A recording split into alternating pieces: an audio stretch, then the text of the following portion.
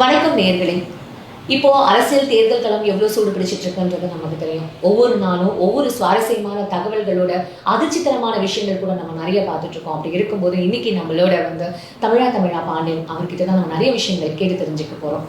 வணக்கம். வணக்கம் சார். இப்போ என்ன ட்ரக்ஸ்னால தான் அந்த ஒரு விஷயம் நடந்திருக்கு அப்படின்ற மாதிரி பாக்குறாங்க. அப்ப ட்ரக்ஸ் இல்லைன்னா இது முன்னாடிலாம் அந்த மாதிரி ஒரு விஷயம் நடக்கவே இல்லையா?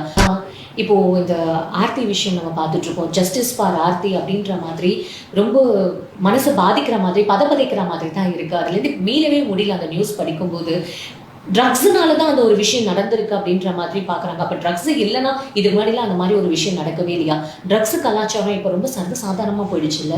அப்போ இது எப்படி சார் இதுலேருந்து எப்படி வெளில வர போகணும்? நம்ம வர முடியாது. ஏன்னா காவல்துறை முடிவு செய்தால் இந்த கஞ்சா வியாபாரத்தை கஞ்சா பழக்கத்தை ஒழிக்கலாம்.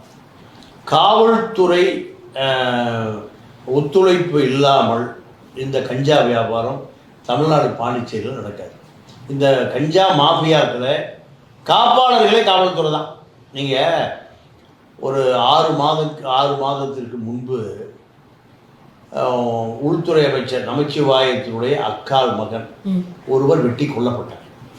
நீங்கள் வந்து அழுகிறார், ஐயோ என் அக்கா மகனை கொண்டு விட்டாங்களான்னு. என்ன பஞ்சாயத்துனா கஞ்சா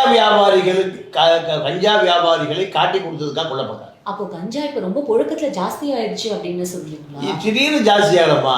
இது வந்து ஏறக்குறை எனக்கு தெரிந்து 10 ஆண்டுகளாகவே கல்லூரி மாணவர்கள் பள்ளி மாணவர்கள் தான் அவர்களுடைய டார்கெட். ஏன்னா ஒரு ஸ்கூலுக்கு ஒரு 1000 மாணவர் படிக்கிறாங்கன்னா 200 மாணவன் அவர்களுடைய கன்சியூமர்.